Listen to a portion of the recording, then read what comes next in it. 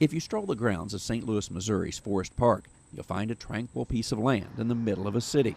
Roll back the clock to 1904, and you would have found one of the busiest and biggest events on the planet. This was the site of the World's Fair, and much more.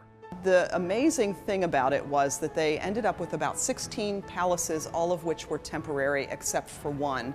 The Art Palace, which was then known as the Palace of Fine Arts, and now is our St. Louis Art Museum, was the only building that could be permanent because nobody would loan their precious works of art from all around the world to a building that was made of wood. St. Louis was intent on making their version of the fair bigger than Chicago's in 1893. Planners secured over 1,200 acres, much of which is today's Forest Park, to become a showcase of the latest and greatest on Earth. There were a lot of firsts at these turn-of-the-century fairs. If you look at some of the photographs, you see people understanding for the first time an X-ray machine. Baby incubators were a novelty really at that time and really became something that we depend on today. Fingerprinting was an interesting new concept. But just as St. Louis was set to take the world stage, they realized their rivals in Chicago might, in fact, steal part of the international attention. They realized that the Olympics, which were then awarded to the city of Chicago, were going to be in competition with St. Louis. So they went to the Olympic Committee and they said, you know, we really think that the Olympics should also be in St. Louis. The Olympic Committee agreed, taking the games from Chicago and awarding them to St. Louis in 1904. But what seemed to be a good idea, in reality turned the Olympics into a sideshow compared to the months-long fair. The marathon was perhaps most interesting.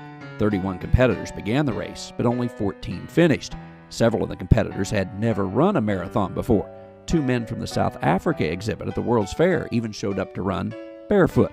The marathon was a disaster in many ways. Initially, it looked like Fred Lors had won the gold medal. It turns out Lors had actually hitched a ride on a car for 11 miles before hopping off and running the last part of the race. He comes into the stadium sort of relieved and, looking fairly good. And I think he lets the charade go on for a while and finally fesses up. Thomas Hicks actually won the race. His time is the slowest marathon gold on record, nearly a half hour slower than the next closest winning time. Some give credit to the '04 World's Fair for inventing things like the ice cream cone and iced tea. In reality, the fair didn't invent them, but rather popularized the new ideas. These events were a place where a century ago, people could see things they could only imagine. The Missouri History Museum stands on the spot of that once grand entrance to the 1904 World's Fair and the Third Olympic Games. This is still a place where you can come to see the exhibits and artifacts of an event that truly showcased the latest and greatest in the world. Traveling the countryside in St. Louis, Missouri, I'm Andrew McCray.